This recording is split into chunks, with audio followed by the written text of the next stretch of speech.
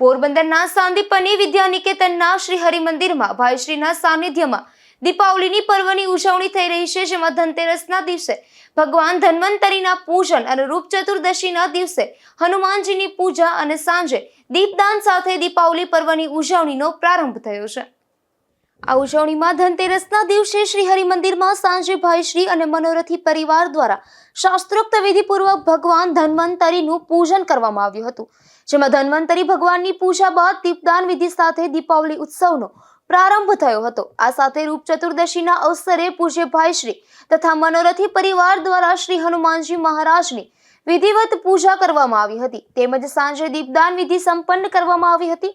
તો દિવાળીના દિવસે શ્રી લક્ષ્મીનારાયણ ભગવાનની વિશેષ પૂજા, દિવાળીના શુભ દિવસે સાંજે શ્રી હરિમંદિરમાં બિરાજિત શ્રી લક્ષ્મીનારાયણ ભગવાનનું પૂજ્ય ભાઈશ્રી અને મનોરથી પરિવાર દ્વારા સહસ્ત્ર કમલોથી વિધિવત પૂર્વક પૂજન અર્ચન સંપન્ન થયું હતું।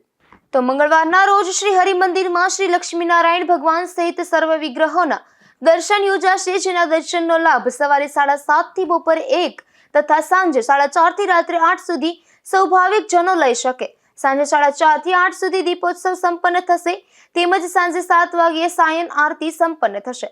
તારીખ 22-10-2025 બુધવારના રોજ વિક્રમ સંવતના નૂતન વર્ષના પ્રારંભે શ્રી હરિમંદિરમાં પ્રાતઃ 7:30 વાગ્યે મંગલા આરતીના દર્શન થશે।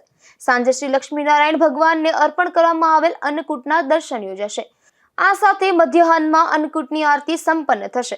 નૂતન વર્ષ નિમિત્તે પૂજ્ય ભાઈશ્રીની ઉપસ્થિતિમાં સવારે સ્નેહ મિલન યોજાશે।